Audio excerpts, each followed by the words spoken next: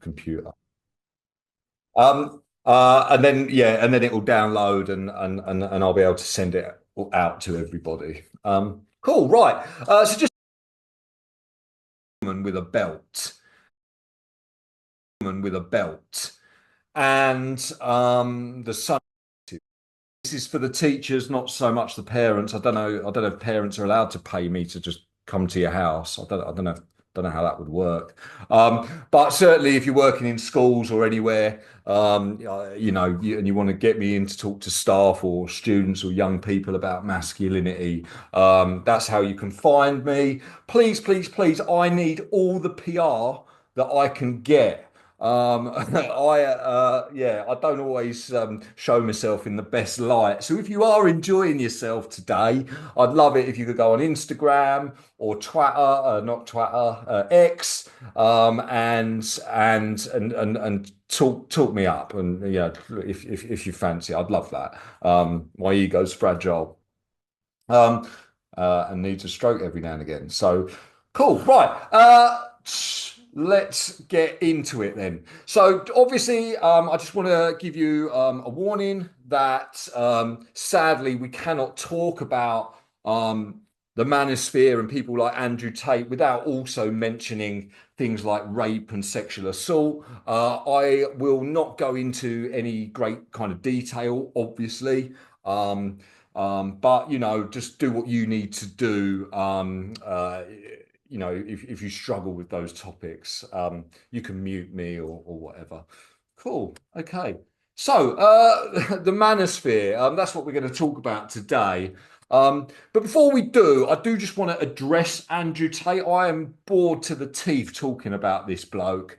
The court case that's currently going on is so complex that even I, who am pretty on the pulse with what he gets up to, and I know lots of journalists and people close to the case, even I'm struggling nowadays to keep up with it because of all the loopholes and new allegations and stuff like that. Um, just on a very basic level, you need to know that Andrew Tate is a former professional mixed martial artist. And I think that's actually important. We often forget that at one point he was an athlete, and he's actually a good athlete as well. And I think certainly many of the boys that I speak to, maybe the slightly older boys now, remember when Andrew Tate was still doing that, and they actually respect him for his athleticism and his physique. Um, I think there might be a tendency for us as parents or as teachers to think, well, my boy likes Andrew Tate. It must be because he likes Andrew Tate's negative views about women. But actually, no, I meet a lot of lads who just really respect what he is as a physical specimen and as an athlete. And I think that's important. Um, he's kind of been flirting with fame, like running concurrently or running parallel to his career as an athlete. He was also kind of doing YouTube commercials and trying to sell like protein powders and stuff like that. And you can already see that he, from a very early days, that he enjoyed being in front of the camera. And eventually, what happened was in 2016, he was entered into the Big Brother house. Um, However, what happened during that time was the Sun newspaper received a video in which Andrew Tate is seen um, uh, attacking a woman with a belt. And the Sun newspaper contacted Channel 5, I believe it was Channel 5, and basically said, look, we've got this video of one of your contestants hitting a woman, and we're going to go public with it or whatever. And so what Channel 5 did was they made the decision to remove Andrew Tate as a contestant from the house. And lots of people actually interestingly think that it was actually in the Big Brother house and on the show that he hits this woman, but it's not. As last time I checked, which was 2 weeks ago, on the documentary "I Am Andrew Tate," you can actually see this video. I will warn you that it's quite an upsetting watch. Um, Also, I suspect this video is going to play part in a legal case because it's now alleged that the woman in the video was actually 15 years old at the time. And um, that's one of the things he's being charged with, or not being, that's one of the allegations against him in the criminal trial in Romania is sex with a 15-year-old, and actual anal sex, I believe it is, with a 15-year-old. When what Andrew Tate and the woman or the girl in the video, when the video emerged, they came out and both kind of said it was part of a consensual sex act between two people who enjoyed BDSM or bondage. Uh, I've seen the video as part of that documentary, and I struggle. The word consensual is doing a lot of heavy lifting there for me. It's a difficult watch, but yeah. Anyway, um, yeah, and he's kind of ubiquitous. He's everywhere. As of early 2023, TikTok said that videos featuring him or his opinions had accumulated over 11 billion views, which is absolutely huge. Um, he is founder of what was previously known as Hustlers University. It's now just known as the University. And it's a subscription based website where you pay a subscription fee and you get access to lessons, lectures, seminars from Andrew Tate and his cronies, in which they basically instruct you how you can become attractive, like Tate presumably assumes he is, and you can get women, you can get fast cars, and basically just become a really cool guy. And people do, they pay for that.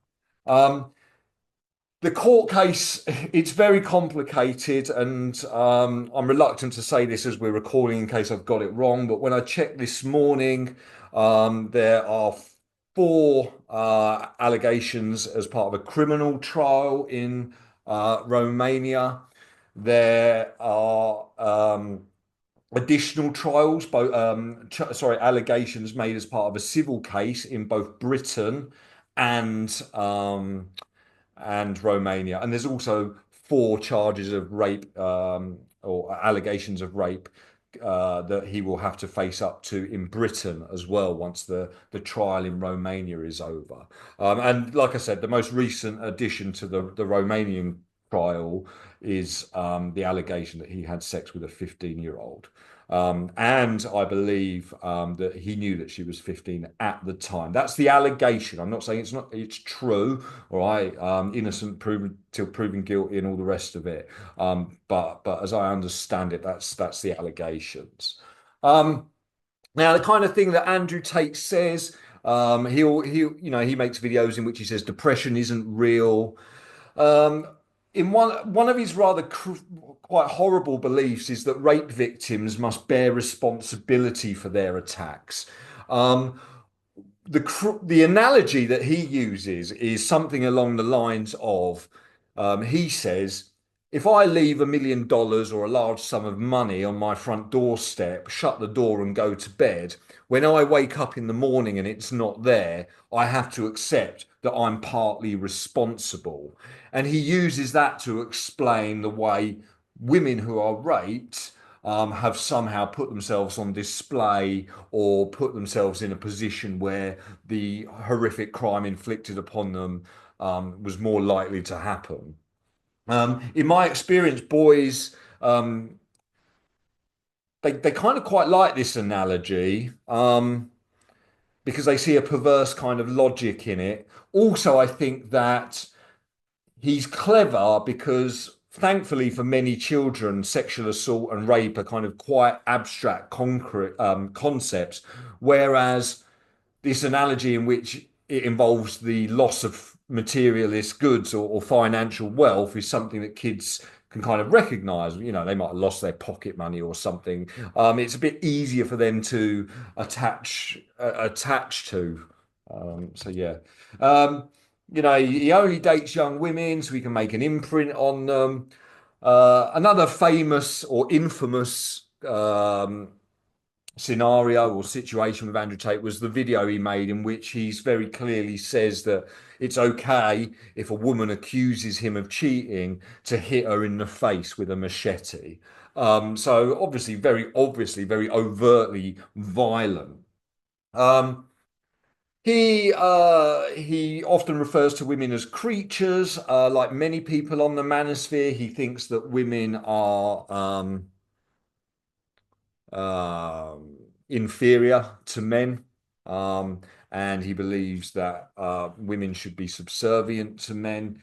He's very proud of his misogyny. He's very open about being a misogynist, and his misogyny, like lots of misogyny, is very much intertwined with the idea that large amounts of material wealth or money enable you to be a misogynist. Yeah, money and misogyny are quite closely linked in Andrew Tate's world. Um, so yeah, sorry, let me just let somebody in. Cool. Um, uh, you might have heard of this thing called the Matrix. Can I just see in the group chat if you've ever heard of Andrew Tate talking about the Matrix, or you've got some vague awareness of it? Can you just like I'll just be really interested. Just say yes in the group chat. If you haven't got a clue, that's, yeah. So Um, I'm not really a sci-fi fan, but as I understand it, in the film The Matrix, by the Wachowski sisters, I think it was 1999, maybe 2001, I don't know.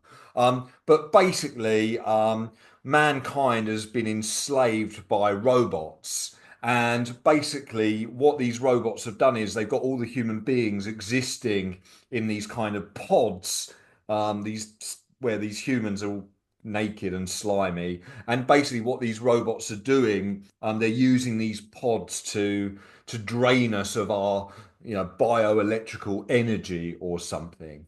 Anyway, enabled to allow the robots to do this without rebellion or without resistance, these pods feed into humans' brains a reality.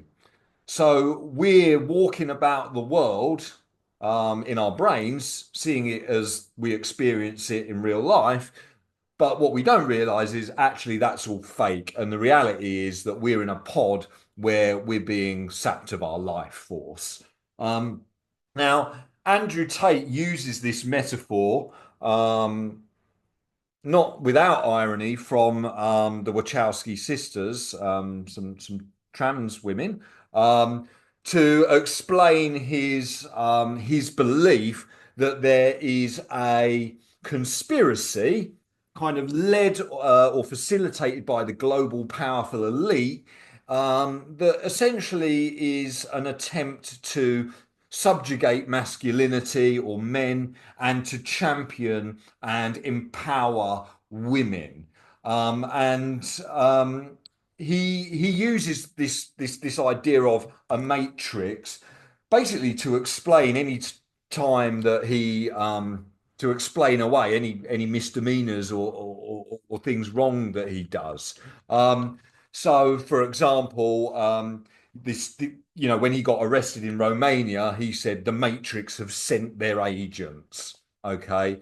So anytime he's arrested or accused of something, he says, no, that's not true. It's just the Matrix. It's a group of people, a conspiracy, who see me as a threat and they want to take me down so that they can, get rid of me, get rid of men, and empower women. And it's not just Andrew Tate. Some of the other, I'm sure I've heard Elon Musk mention the Matrix. Um, it's a bit of a strange thing. Um, so what impact is Tate having on young lads? Well, obviously, his misogyny harms girls and young women. That goes without saying. He treats women as inferior. Um, a lot of these people that exist on the manosphere, they don't realize the contradictions in their own beliefs.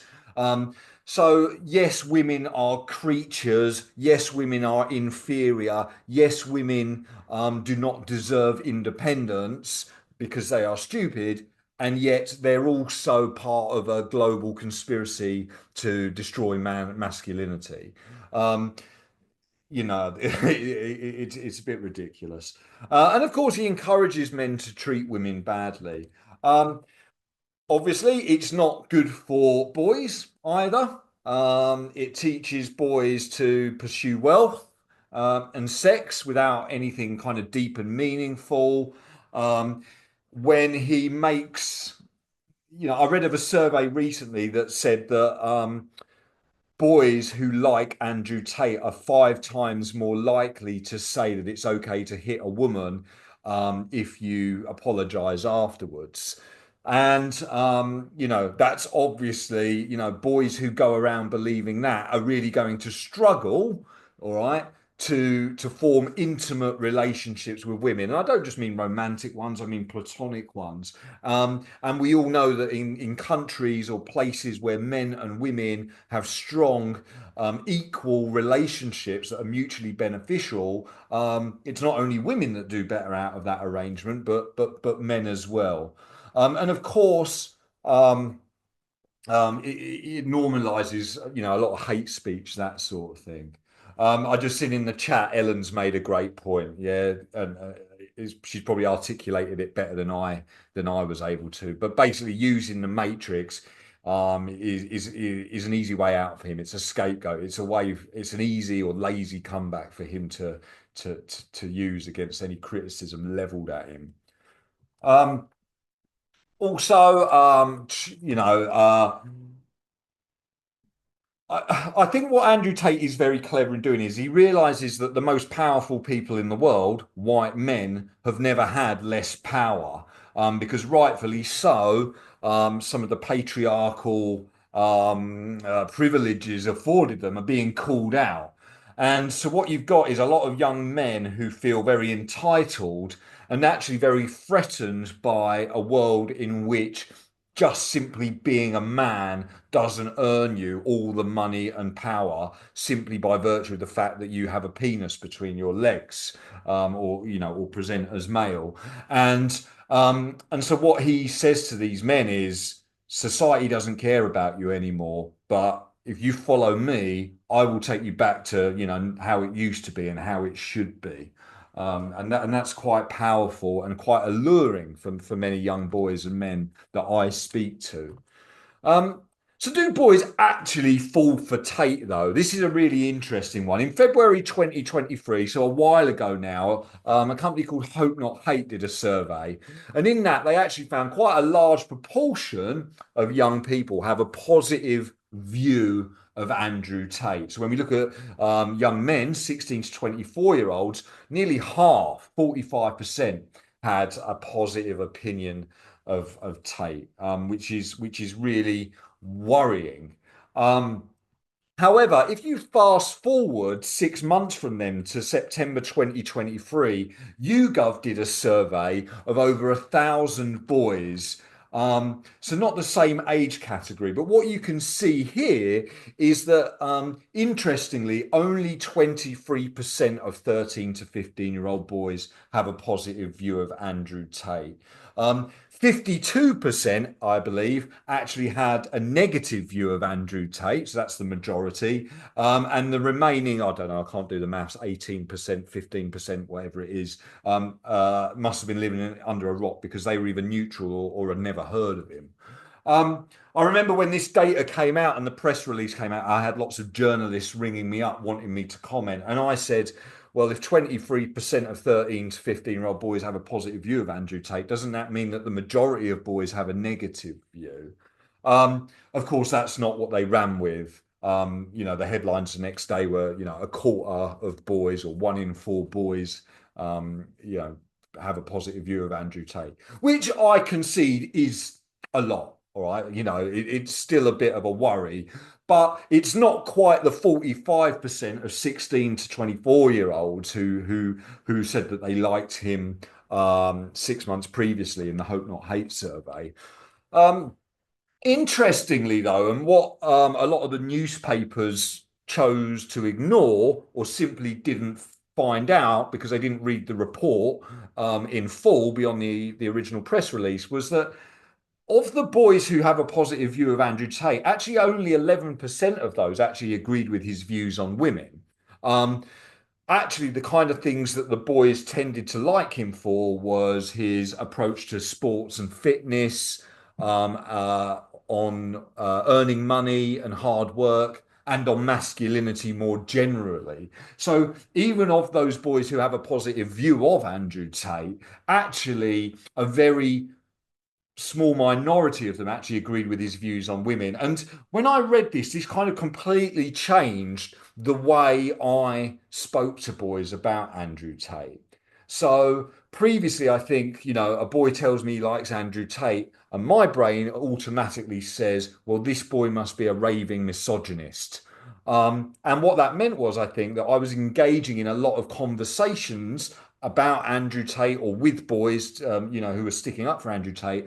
And I was probably in my body language, my tone of voice, bringing a lot of hostility simply because I made the mistake of thinking, well, if they like Andrew Tate, they must agree with his views on women. The fact that actually only 11% of them does show that actually maybe we're not crediting our boys with enough intelligence. And perhaps we need to realize that they're much better at distinguishing between Andrew Tate, the person who says rape victims must bear responsibility for their attacks, and Andrew Tate, the athlete. Or Andrew Tate, the bloke that says you should work hard, and Andrew Tate, the bloke that says it's okay to hit women in the face with a machete.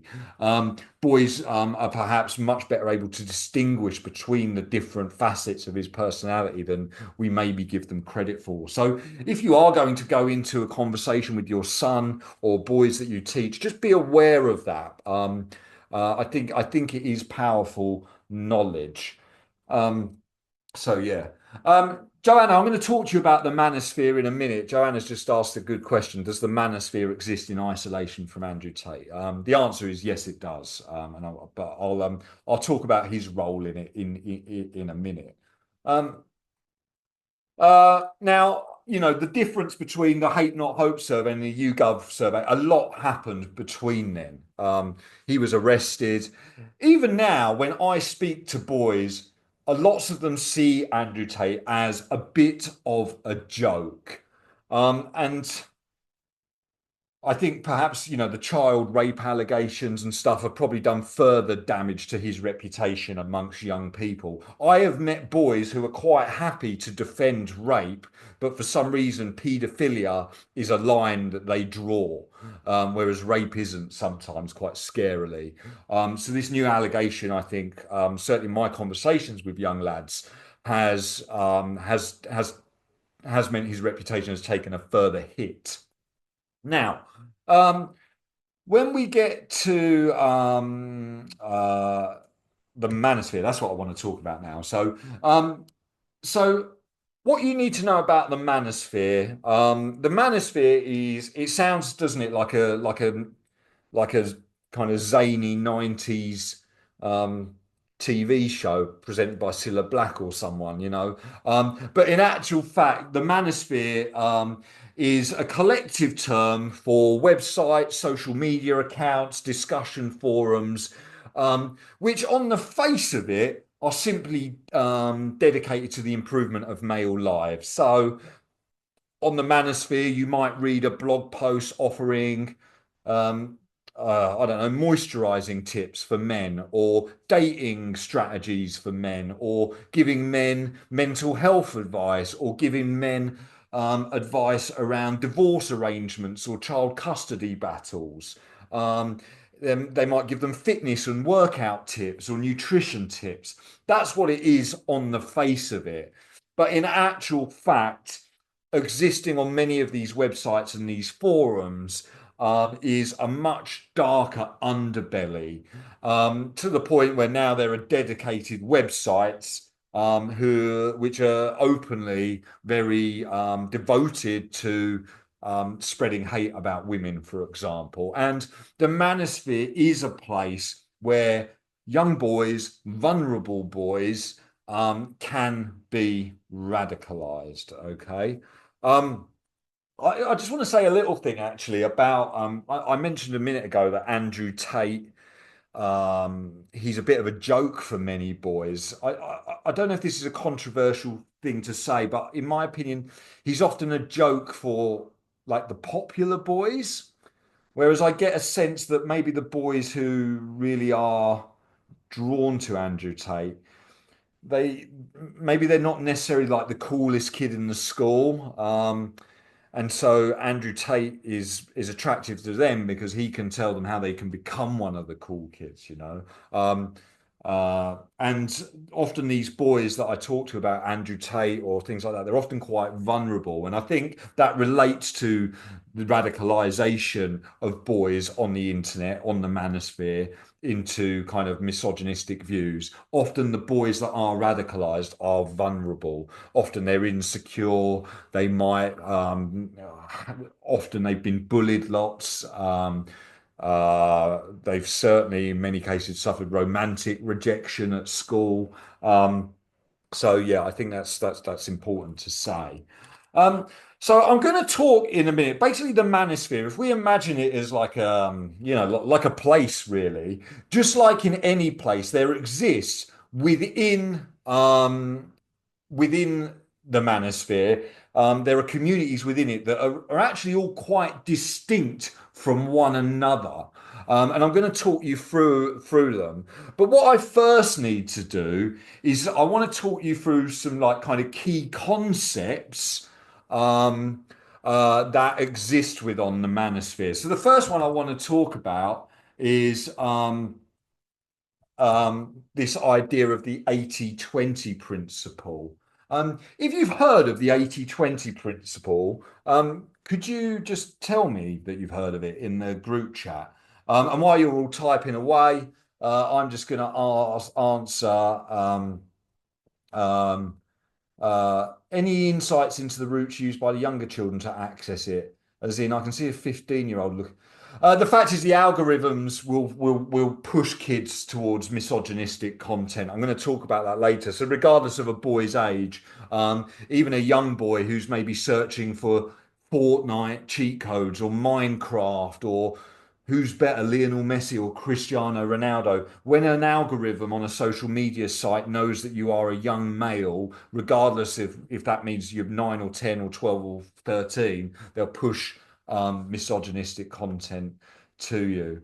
Right, so the 80-20 principle, I think it was mentioned on adolescence. The 80-20 principle is essentially, let's have a look here. Um, it's basically the belief that 80% of the world's women are only attracted to 20% of the world's men. So what that means is 80% of us geezers are unable to be selective in a prospective partner. Okay. And the fact that 80% of women are only attracted to 20% of men mean that women can be very selective in who they choose as a mate. And 80% of us men are kind of left floundering. And because of that, women are able to manipulate us, use us, humiliate us, keep us on a string or whatever the phrase is. And now, what this belief means is that a lot of people existing on the manosphere or interacting with the manosphere, they resent women, as Ellen says, for women holding the power. They also don't just hold resentment for the 80% of women who will not date them. They also have huge resentment for the 20% of men who are able to secure romantic and sexual relationships. I'm actually writing a book at the moment. I'm going to give you a little sneak peek here. I'm and one of the things I'm writing about is this 80-20 principle. Now, what's really interesting about the 80-20 principle, which has been so widely adopted by manosphere communities, particularly incels, the interesting thing about it is it's completely bad science. Sorry, I am literally just reading my manuscript here. But yeah, I want to tell you, I think I might just read directly from my book if you don't mind. So, so basically, this is what I've written. The 80-20 principle is fundamentally flawed. It originates from economics, where it's known as the Pareto principle, which states that roughly 80% of outcomes come from 20% of causes. Its misapplication to dating can be traced back to a 2015 blog post titled Tinder Experiments 2. Guys, unless you are really hot, you're probably better off not wasting your time on Tinder. Written by an anonymous blogger called Worst Online Data. In his informal experiment, Worst Online Data created a fake profile on the dating app Tinder using photos of a model to secure matches. He swiped right on every profile, and what this meant was he secured matches with 23% of the women he encountered. He then asked just 27 of these matches how many male profiles they believed that they liked on average. And these 27 women estimated that they liked around 14% of the profiles. Anyway, based on this kind of small data set of just 27 women who are all just self-reporting and throwing numbers into the ether, he concluded that the bottom 80% of men are competing for the bottom 22% of women, and the top 78% of women are competing for the top 20% of men. So in other words, it's this ideology that is kind of overarching everything on the manosphere is based on just what 27 women told some bloke who was writing a blog post. In other words, it's complete bollocks. Um, so yeah. I hope you don't mind the swear word there. Cool. So that's the 80-20 principle. We need to talk about the pills of masculinity too. So on the manosphere, different manosphere communities have swallowed a number of different manosphere pills. Not literally, they're metaphorical.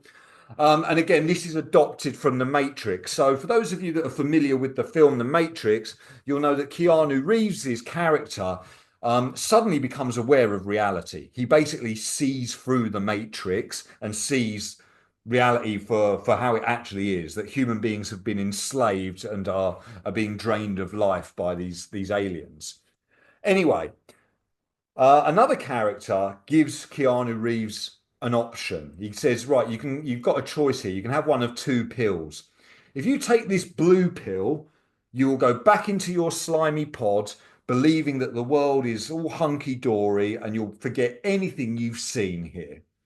However, if you choose the red pill, then you will become awake to the reality of the fact that robots are trying to kill us. Now, what they believe on the manosphere is that if you do not believe that there is a global conspiracy called the Matrix that's out to destroy men, if you go around thinking actually women are perfectly fine and they don't all fancy just 20% of men and actually women are okay, all right, well then you're what's called a blue pillar. You're asleep. You don't know the truth. Conversely, everybody or most people on the manosphere claim to have taken the red pill, which means that they are awake. Okay, they can see the truth. They can see through women. They can see that women are devious and out to get men, and that men are biologically deficient when it comes to the mating game. So that's the difference between the blue pill and the red pill. There is another pill called the black pill, which I'll talk about in a minute. But firstly, what I want to do is just talk you through the red pill communities that exist on the manosphere so that you're aware of them. And I'll give you some of the language that they use, some of their ideologies, so that, if your son or a child, ever mentions it or you hear some of these words, you'll know that maybe it's something you need to look out for. So the first group, a strange group, I guess, are known as men go their own way. Now you pronounce men go their own way as MGTOW. Now MGTOWs are essentially a group of men who believe that women are so dangerous, so toxic, that they've actually made a conscious, voluntary choice to shun women altogether. So, MGTOWs typically do not get married, do they not enter into platonic or romantic relationships with women. Many of them are celibate, and when they are having sex, they'll often use prostitutes. They essentially believe that having a friendship or a romantic situation for women is a dangerous thing. They believe that society is female centric, and that if we engage in relationships with women, we simply make them stronger. Um, they are, they're very suspicious of government and choices that are made in law about gender and stuff like that. In terms of young people, MGTOWs are probably the least threatening to young people. I've met one boy, and I've spoken to thousands who told me he was a MGTOW, and that he made a conscious choice to avoid women. Um, uh, but that's one in thousands. But they are out there and they do form part of this community. So it's good to know that. Um, Another one that you might have heard of is pickup artist, or otherwise known as PUAs. A lot of YouTube content features PUAs, and a lot of the young lads that I speak to are engaging with videos and tutorials and lectures given by PUAs. Now, what a PUA, what a pickup artist is essentially someone that believes that any woman can be seduced, basically. They believe that women are kind of quite shallow, quite fickle creatures, and I use that intentionally, not because I believe it. Um, um, and that a series of strategies will make any woman want to have sex with you. And many of the techniques really are quite unethical, or simply don't afford women any level of kind of consciousness or ability to think for themselves. Um, so some popular pickup artist techniques, probably one of the most famous ones is negging. So a neg is a backhanded compliment. So it's where you compliment a woman, but you also gently chip away at her self-esteem. And the idea being that women are drawn to power. And one of the ways that you can demonstrate power is by making a woman feel powerless. If you're chatting up a woman in a bar and you say to her, "Oh, that dress doesn't fit you very well. I mean, your hair looks great, but I think the dress doesn't do you many favors." And you kind of have these kind of insidious, just gently chipping away at her self-esteem all through the night, and you don't let her escape. Well, by the end of the night, she's going to be, according to PUA kind of thinking, she's going to have no self-esteem at all. And that just makes you look even more powerful and more attractive. And you're someone who, at the end of the night, can take her to bed and make her feel better about herself. So, yeah, it's really kind of quite crass. It's really exploitative. There are other, I've read a book once where I was told that by a pickup artist that if I wanted to attract women, I needed to pretend I was gay to give her a false sense of security. So I tell her I'm gay. I, sidle up onto, next to her in a bar. I spend all night with her and her friends, pretending I'm, the gay best friend, and all the horrible homophobic stereotypes would come with that. And then at the end of the night, I say to her, "I've never fancied a woman before, but there's something about you I like." And then I kiss her or something like that. So it's quite horrible. They'll also do things like they refer to women as objects. Sorry, they refer to women by number as according to physical attractiveness. So a 10 out of 10, a 7 out of 10. Um, and if you were to search pickup artist courses near me, you know, there'll be some bloke in a holiday inn somewhere down the road who, you know, you pay your 400 quid and he'll tell you, I can make you get into, I can help secure you eight, nines, and 10 out of tens. You know, it's really that kind of language which is quite crass. They also use the phrase body count, which I notice has filtered into mainstream media. You hear the word body count on things like Love Island. So the word body count refers to how many people you've had sex with. So they often use their own body count in their own promotional materials. You know, I've got a body count of 1,200. I can help you get there too. 400 quid, and I'll teach you how you can seduce any woman into bed. Um, Even, you know, that horrible military, you know, a body count is actually military jargon, isn't it, for how many people you've killed. So even that in itself, using that kind of metaphor as an explainer for how many women you've engaged in sex with is disturbing. Um, so that's pickup artists. And then we've also got men's rights activists. Now, men's rights activists, basically what they believe is that society isn't necessarily looking after men. Men are, you know, they always lose in child custody battles. Divorce laws aren't very good for men. The suicide rates, you know, 75% of suicides are men. That's because men aren't given enough support by society. I've even seen one men's rights activist group argue that women's refuge centres are sexist because there's no such thing as men's refuge centres, which, by the way, is simply not true. There are men's refuge centres. Now, interestingly, MRAs or men's rights activists, they actually refute the idea that they are anti-feminist. You might have heard of some groups that stand for men's justice. You might have heard of Fathers for Justice, for example.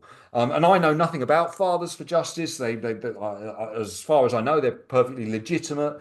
But what happens is on some of the websites where people are discussing men's issues, it doesn't take long before it descends into this is all women's fault, you know. So despite the fact that they might refute claims of anti-feminism, certainly there's a lot of anti-femaleness that I have seen. We don't know the percentage of 12 to 16-year-olds who actively participate and engage with these groups, but I am about to show you a video by a very popular MRA. The boys that I've met over the years engage with. So I hope it works. Let me show you this. So this guy is called ADC Guy, and basically what you'll see is he's acting in the best interest of men and fairness. And what he does, what a lot of MRAs do, they get across their message using cherry-picked data, percentages, complicated sums, flashy graphs, so that everything they're saying comes across as truth, when in fact they're manipulating the truth. Let me try and play it. I think I have to share computer sound. I hope you can hear it. Share computer sound. Okay, let's see if this works. It isn't all men. In fact, in the UK, it's actually 0.25% of us. Yes, I ran the numbers. By comparing how many men are in the UK versus how many men are in prisons in the UK and working out the percentage on that, we come up with 0.25%. And you may argue, well, what about the men who get away with it? To that I would say, what about all the men who are in prison who didn't commit any violent crimes, were potentially false allegations that led them there in the first place, and also how many of them actually committed crimes against women? So as far as I'm concerned, what we don't account for actually averages itself out. Bearing in mind that 0.25% of men in the UK are violent towards people in general, why is it that almost every single woman has said that she has been a victim of some sort of violence from a man, and many of them say they've been through it multiple times. The hard cold facts about this is it is not happening as often as you ladies are saying it is. The real question that women have to ask themselves is not how many men are dangerous. The question they have to ask is what exactly are they doing that they keep running into a significantly small percentage of men that results in them being in that situation. And I'll even answer that for you too. You like the bad guys, they're dangerous, they're interesting, and they can protect you because they're strong. In your mind that all seems absolutely fantastic, really gets the loins burning. But in reality, shock horror, the bad guys are actually bad guys. And we might have some sympathy if, you know, once or twice you accidentally run into the bad man, but y'all keep doing it. And no one has any sympathy when you keep putting yourself into situations despite the fact that there are many of us telling you exactly how to avoid it. And who do you call the bad guys and misogynists then? Well, it's the ones who are trying to teach you how to protect yourself. I don't believe in the idea that people can create their own reality, but in this instance, it's abundantly clear that that's exactly what's going on. Yeah, nice guy. It isn't all men. In fact, in the So I'd be really interested just in the chat if anyone's got any comments. Just I want to get a general feel for what people think about that. Yeah, I saw a video recently where he said there's no gender pay gap, and he talks about Google and how Google pay women more.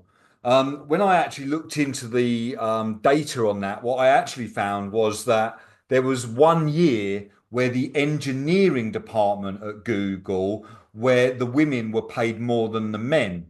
Google realized that, distributed millions of dollars of compensation to the men so that both men and women got paid equally, which isn't the same as all the women at Google get paid more. Actually, women account for just 30% of the leadership roles in Google, and actually just 32 or 33% of the entire workforce at Google. So, you know, very clever in the way they do this. Do you know what? He's just called at ADC guy. I notice a lot of you are talking about the fact that lots of boys are worried, absolutely terrified about being falsely accused of rape by a woman. I know this sounds very strange, but this is one of my favorite statistics because it's staggering.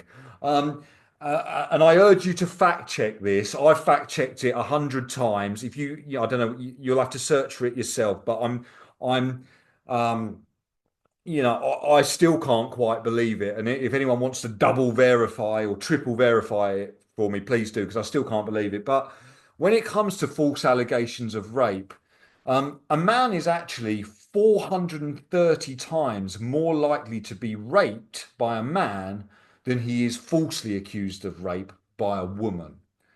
I'll say that again. A man is actually 430 times more likely to be raped by a man than he is falsely accused of rape by a woman. So, all these boys that constantly tell me that all women want to do is falsely accuse them of rape and stuff like that. Sadly, with some of the younger ones, I can't tell them that fact. Actually, it's the men you need to be worried about. But yeah, that's an interesting one. Right, okay.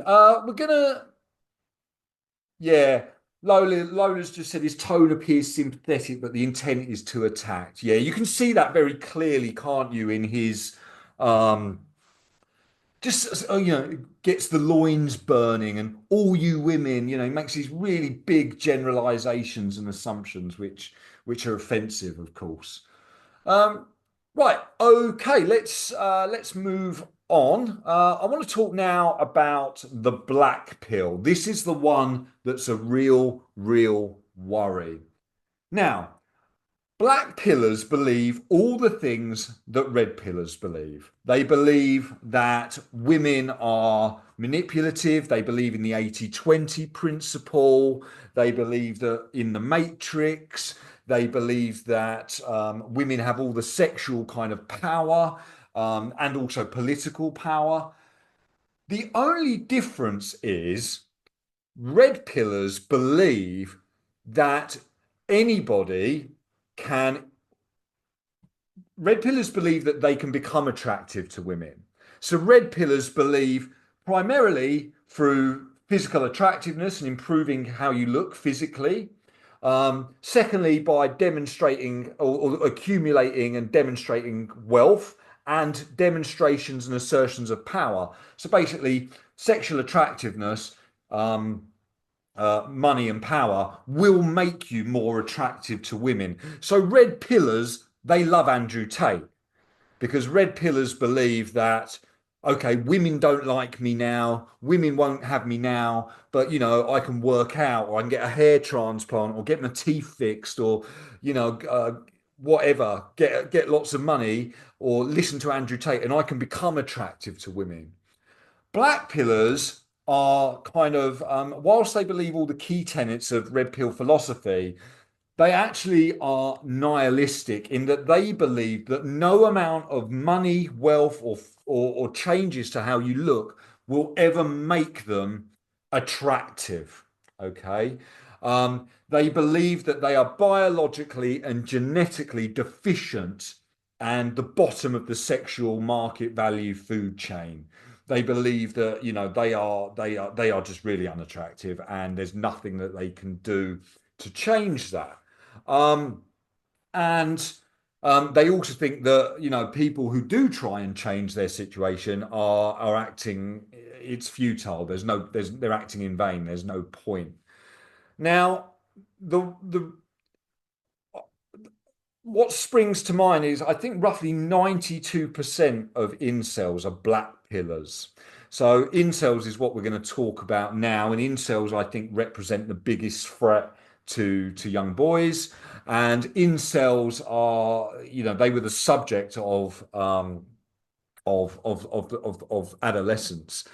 So, incels is a portmanteau, a join word of the phrase involuntary celibates. Okay, so basically, they believe that they are not able to have sexual or romantic relationships with women. They haven't chosen that. It's just it's just the cards they've been dealt.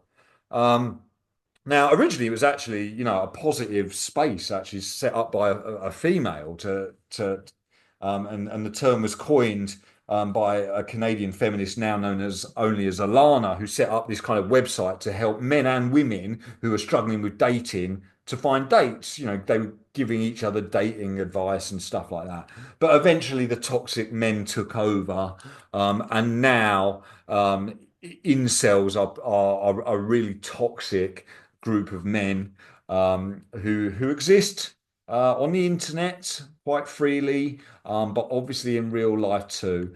And they have a lot of resentment and a lot of hatred for women. Um, so let me so they believe in the 80-20 principle. They've got some really, really vulgar language. I'm going to show you some language now, which is very unpleasant. If you are sensitive, please just switch me off for a minute. Um, they basically believe, so for example, women who are very attractive and therefore must have had lots of sex, they refer to them as roasties because they believe that their genitalia resembles, because their genitalia has been penetrated lots, that starts to resemble roast beef. And they use that to refer to these women. There's a lot of racism involved in incel. It's quite intersectional. So they'll use phrases like a curry cell. So a curry cell is a man from South Asia. And even in incel hierarchy, they exist even below just an ordinary incel. Someone from Southeast Asia, they use phrases like rice cell. And sadly, lots of these vulnerable people who, might be from Thailand or India, they actually refer to themselves using that kind of racist language. It's really, really upsetting. Um, so let me show you a bit what chads and incels look like. Chads is the name that incels give to those really good-looking guys that can get all the girls. Um, either it's the 20% or it's the top 5%, the top 1%, depending on what website you're on. It's all bad science. It's not real. It's all just random numbers thrown into the air. But you can see on this website that a Chad accounts for top 5% of all males.